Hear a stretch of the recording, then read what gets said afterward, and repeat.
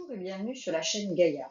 Aujourd'hui, nous nous retrouvons pour expliquer le rôle de l'humanisme dans le passage du Moyen Âge à l'époque moderne et son impact dans le domaine artistique, puisqu'il donne naissance à une période plus connue sous le nom de Renaissance.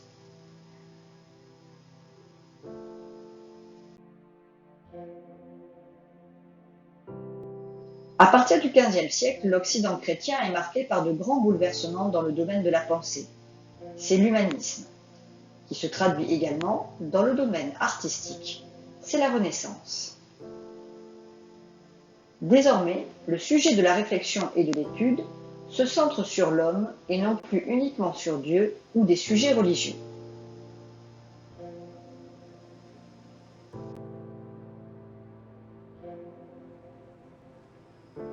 Le texte de Pic de la Mirandole ouvre une nouvelle ère dans le domaine de la pensée.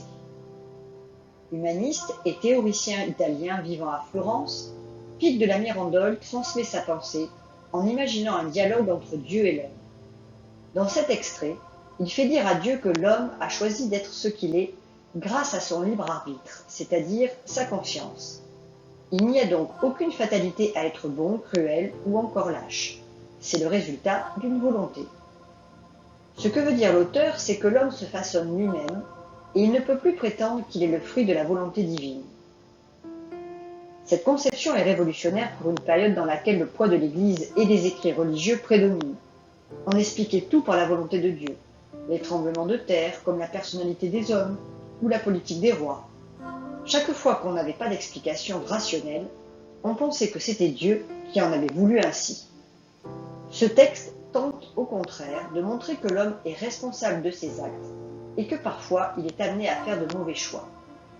Cette nouvelle manière de penser, appelée humanisme, va inaugurer un siècle de réflexion sur la place de l'homme dans la société, dans la famille, dans l'univers.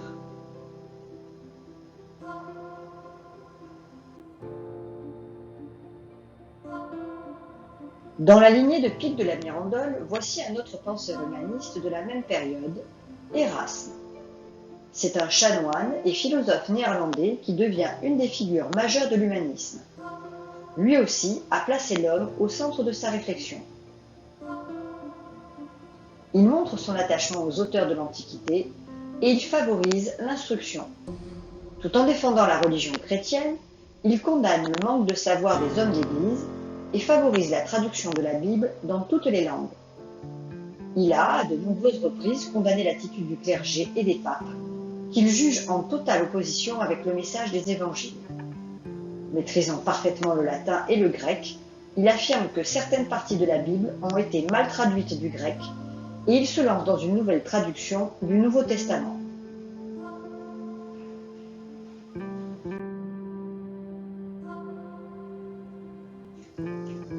Il enseigne dans de nombreuses universités et même à la cour du jeune Charles de Habsbourg, qui va devenir le futur Charles Quint.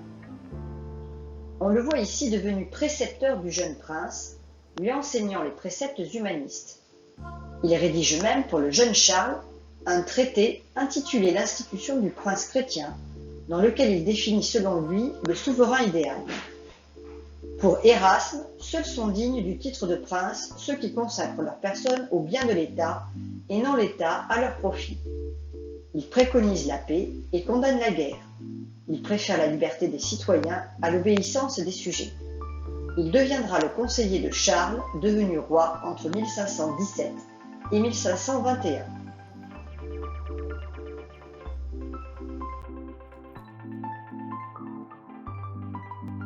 Erasme a effectué de nombreux voyages en Europe, notamment en Angleterre, où il se lie d'amitié avec l'écrivain Thomas More, mais aussi en Italie. Il diffuse sa pensée grâce à ses voyages et ses lettres échangées avec de nombreux auteurs de l'époque.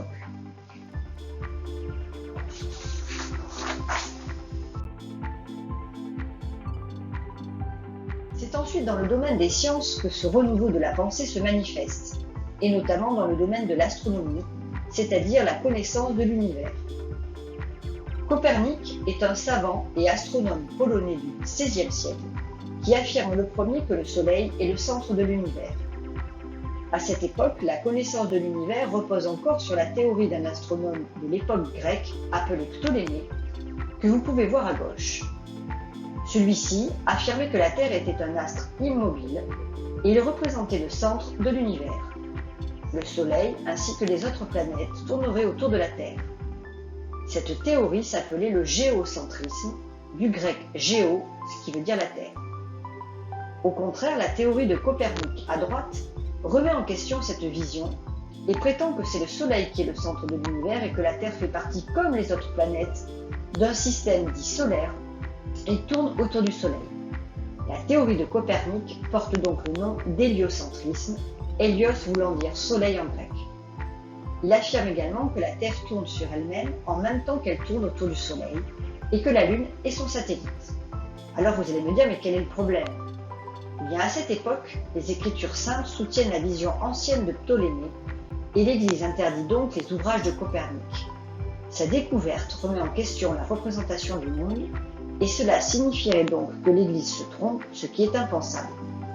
Si elle se trompe sur ce sujet et avoue son erreur, alors pourquoi ne se tromperait-elle pas sur l'interprétation des évangiles ou autre chose ? L'Église, toute puissante à cette époque et profitant de l'ignorance des gens, ne peut donc pas reconnaître ces nouvelles découvertes. Il faut attendre la mort de Copernic en 1543 pour que ses ouvrages soient imprimés et la fin du XVIIe siècle pour que sa théorie soit reconnue. L'Église, quant à elle, ne validera l'héliocentrisme qu'au XIXe siècle, soit 300 ans plus tard.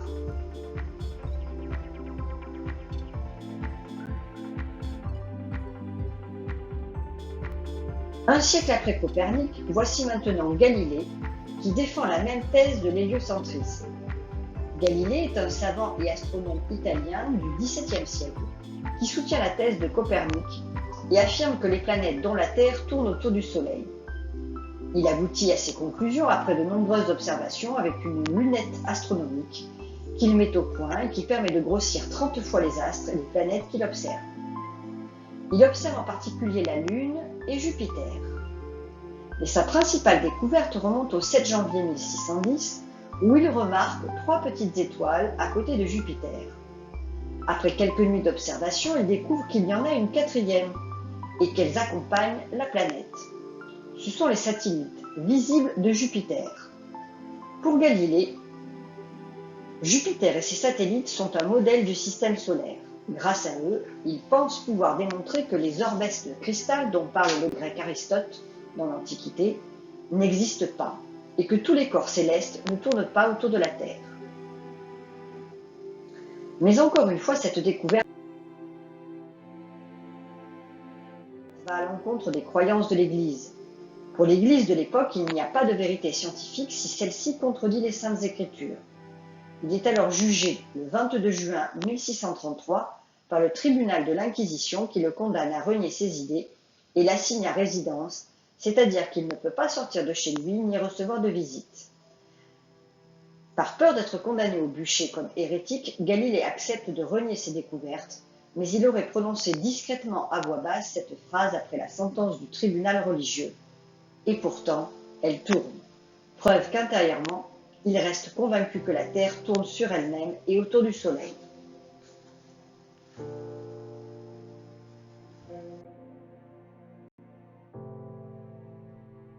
Voyons maintenant comment cette nouvelle vision du monde se transpose et se traduit dans le domaine artistique à travers l'exemple de Léonard de Vinci. Léonard de Vinci est à la fois un savant, artiste, philosophe italien, qui étudie et passe une grande partie de sa vie à Florence. Il se met sous la protection d'hommes ou de familles puissantes qui deviennent ses mécènes, comme les Médicis, le duc de Milan, les Borgia ou encore le roi François Ier. Il s'inspire beaucoup, comme tous les artistes de la Renaissance, de l'Antiquité.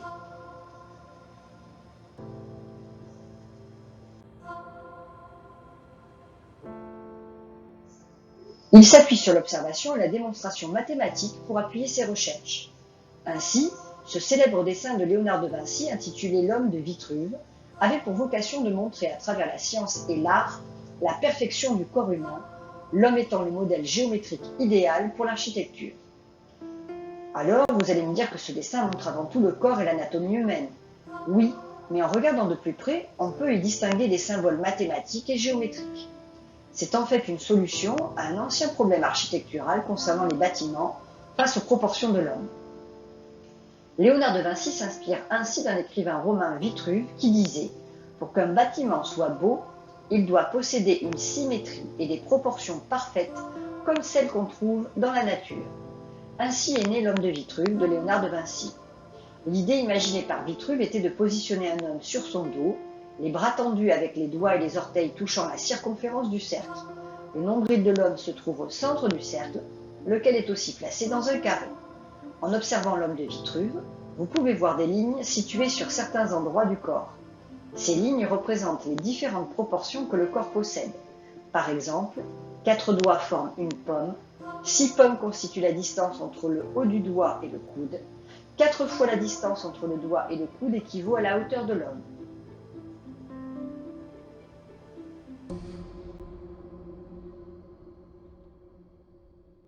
Léonard de Vinci cherche ainsi à comprendre le corps humain. Il faisait preuve d'une soif de connaissance inépuisable.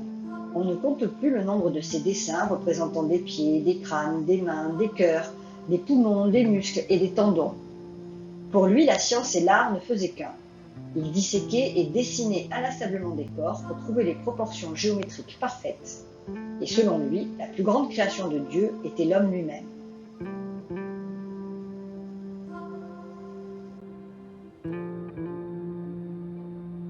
Autre sujet de prédilection pour Léonard de Vinci, après l'anatomie, la mécanique. Ces machines sont à la base de grands progrès. Il invente par exemple des machines de guerre comme les chars d'assaut, des machines volantes, l'hélicoptère ou l'avion, en se basant sur le vol des oiseaux ou des libellules, des moyens de se déplacer en roulant comme la bicyclette, enfin des machines pour bâtir ou lever des poids. En réalité, ces inventions ou peintures montrent qu'il place l'homme au centre de sa réflexion. L'art applique donc les idées humanistes.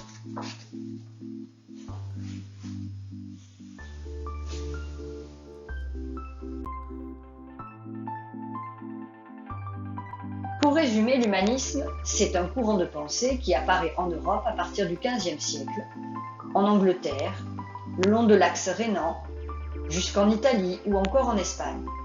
Mais c'est aussi un courant d'idées qui met l'homme au centre de la pensée.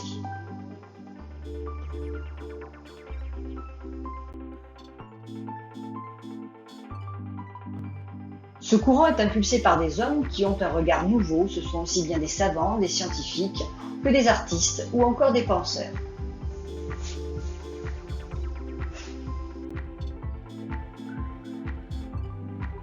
Ce courant s'inspire de l'Antiquité gréco-romaine. On montre la beauté des corps avec des statues de nus. Ici, le David de Michel-Ange. On découvre la pensée et les textes antiques, les philosophes et les scientifiques grecs comme Platon ou encore Pythagore.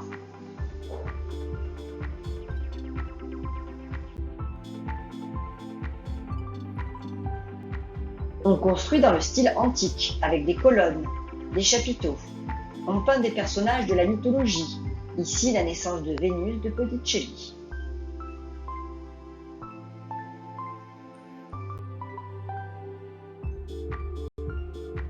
Les humanistes cherchent à mieux connaître l'homme et le monde, notamment grâce au progrès de la science, parfois en remettant en cause la vision de l'Église, comme Copernic ou Galilée qui défendent l'héliocentrisme contre le géocentrisme, mais aussi en faisant des autopsies pour comprendre le corps humain.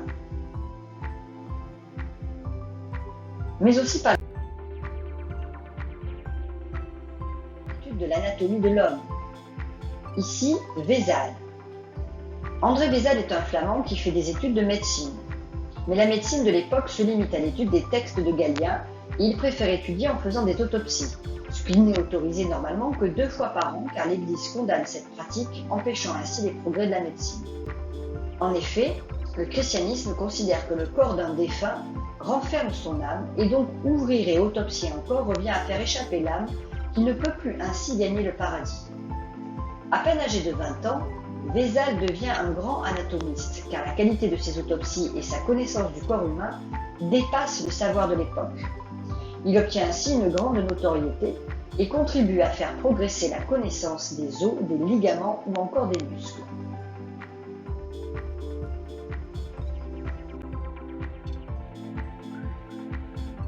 Ce courant humaniste s'exprime ensuite à travers l'art de la Renaissance.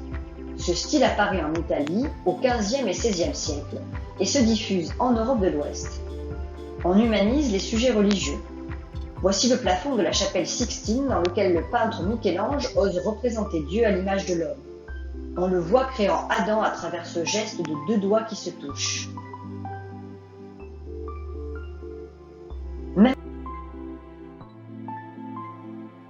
chose ici avec l'une des principales fresques murales de cette même chapelle, représentant le jugement dernier, toujours par Michel-Ange. Jésus, au centre de la peinture, est représenté avec à ses côtés sa mère, la Vierge Marie. Comme il s'agit d'une scène du jugement dernier, on retrouve à la droite de Jésus les élus, c'est-à-dire ceux qui, après leur mort, vont au paradis, et à sa gauche, les damnés qui sont condamnés à l'enfer. Pourtant, cette peinture choqua beaucoup à l'époque, car le corps de certains personnages sacrés comme Jésus ou la Vierge était initialement représenté nu. L'Église décida donc, après la réunion d'un concile, de les faire recouvrir d'un voile, car la peinture était considérée comme obscène.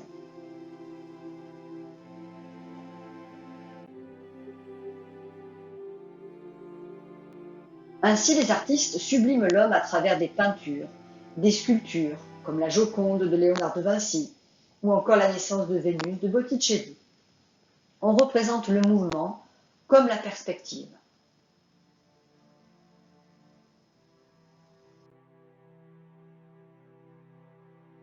Prenons deux peintures représentant un même sujet, la Vierge et l'enfant, c'est-à-dire Marie et Jésus, mais à deux époques différentes, avant la Renaissance et à l'époque de la Renaissance, et comparons-les. À gauche, une peinture de Cimabue datant du XIIIe siècle. On peut voir que la physionomie des personnages est identique entre la Vierge, Jésus et les saints qui sont autour. De même, pour représenter les deux personnages importants, une seule technique, les représenter plus gros que les autres. Les couleurs maintenant sont des couleurs primaires, bleu, rouge essentiellement, et le fond à la feuille d'or. Cette peinture n'exprime aucun mouvement, les personnages sont figés. Le sujet est uniquement un sujet religieux représentant des personnages sacrés portant une auréole autour de la tête. À droite maintenant, cette peinture de Raphaël datant du XVIe siècle, c'est-à-dire de la Renaissance. Le sujet est le même, mais la peinture est humanisée. Marie est représentée comme une femme avec un décolleté, comme une mère qui lance un regard attendri vers son fils à ses pieds. Jésus et Marie sont unis par ce regard qu'ils s'échangent, et ils sont représentés avec du mouvement par un geste de bras. On peut deviner qu'il s'agit de Jésus car il porte une discrète auréole au-dessus de sa tête, mais en dehors de ce signe, on pourrait imaginer n'importe quelle mère et son enfant. Ensuite, cette scène est intégrée dans un décor en arrière-plan représenté avec de la perspective. Un village, le clocher d'une église à droite, une étendue d'eau, des collines au loin. Enfin, la gamme des couleurs est beaucoup plus étendue. On part des couleurs primaires pour ensuite les décliner. Ainsi, l'art de la Renaissance sublime l'homme et petit à petit délaisse le divin.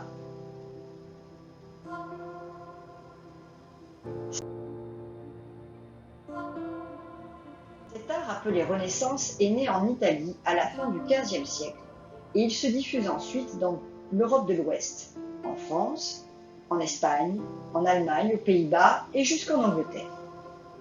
Cet art est soutenu par des mécènes, c'est-à-dire des papes, des rois, des grandes familles nobles ou bien des familles marchandes, qui passent des commandes auprès des artistes italiens afin de décorer leurs palais, leurs châteaux, leurs maisons. Leurs œuvres se répandent ainsi dans le reste de l'Occident.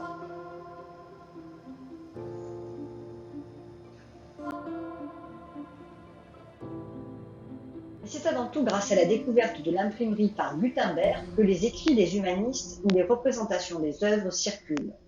En effet, jusqu'au XVe siècle, les ouvrages sont souvent uniques car ils sont copiés par des moines dits copistes qui les recopient à la main en enluminant les feuilles, ce qui prend un temps très long.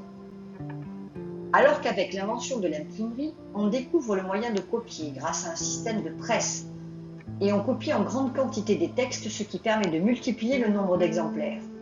En revanche, la décoration est moins soignée et l'ouvrage est moins embelli. Mais le savoir, lui, se diffuse.